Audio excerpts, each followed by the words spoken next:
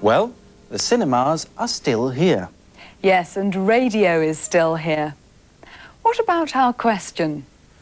What plans were being made in the 1950s for the future of television? Well, Trevor, at the moment, the BBC transmits only a few hours of television each day, but they now plan to broadcast 6 hours of programmes daily. They now plan to broadcast, emitir, 6 hours of programmes daily. The experts are promising to develop all sorts of different programme types. The experts are promising to develop all sorts of different programme types. Including language learning programs. Yes. Now, in our last programme, we practiced reported speech. There was a good example in the news programme. Up until now, historians have said that radio and cinema would be the most important media of the century. Up until now, historians have said that radio and cinema would be the most important media of the century. What do you think were the actual words, las palabras textuales, spoken by the historians?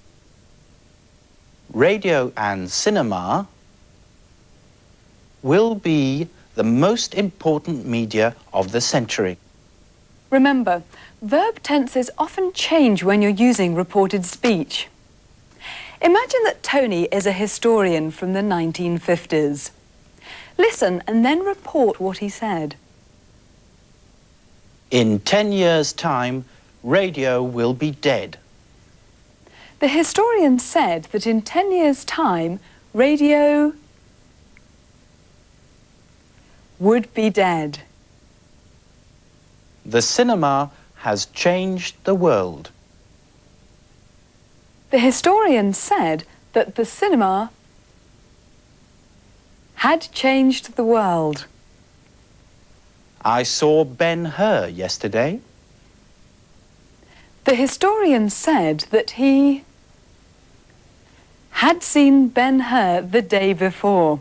So, the verb changes, saw becomes had seen, and the time expression yesterday changes to the day before.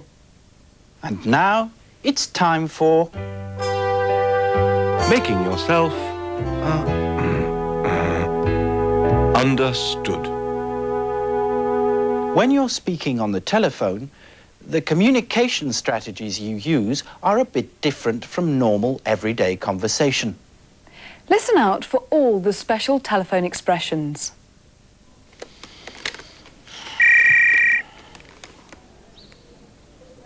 Hello?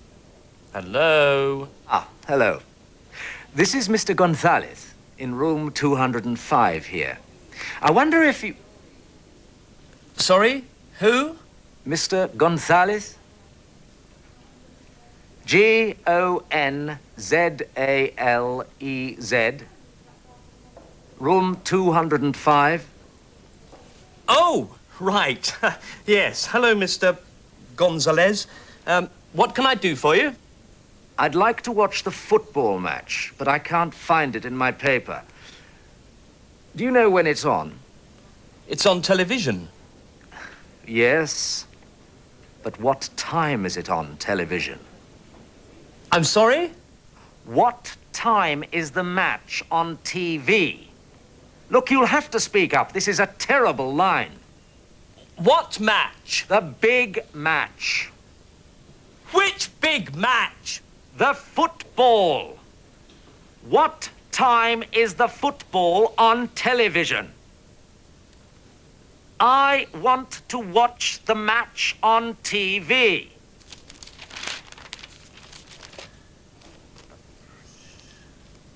It's on TV at 7 o'clock. Thanks. What channel is it on, please?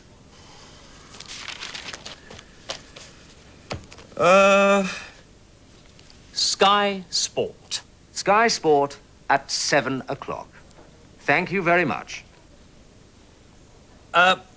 Mr. Gonzalez, Yes? Sky Sport is on satellite television. Yes? We don't have satellite TV in this hotel. But the match is on the radio as well. Has anyone got a radio? Those two have such difficulties communicating, don't they? Yes. Let's look quickly at some of the expressions Juan used. Ah, hello. This is Mr. Gonzalez in room 205 here. This is Mr. Gonzalez. Obviously, you have to say who you are on the telephone. And what did Juan do when the other man didn't hear what he said?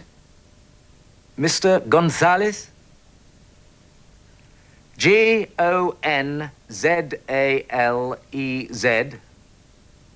Room 205. He repeated his name, he spelt his name, and then he gave his room number. In other words, he identified himself in a variety of different ways. So, for example, if I telephone you, I might say, "This is Vanessa Collingridge, presenter of Thatsengl." Remember, we don't say, "I'm Tony," when identifying ourselves on the phone. We say, "This is Tony." Just one more thing. The sound quality was bad on the telephone line. What did Juan say about that? Look, you'll have to speak up. This is a terrible line. Look, you'll have to speak up. Tendrá que hablar más alto. This is a terrible line. It's time to stop. Sorry? You'll have to speak up. I can't hear you. I said it's time to stop. Oh, yes. That's all we have time for. Bye. Goodbye, see you soon.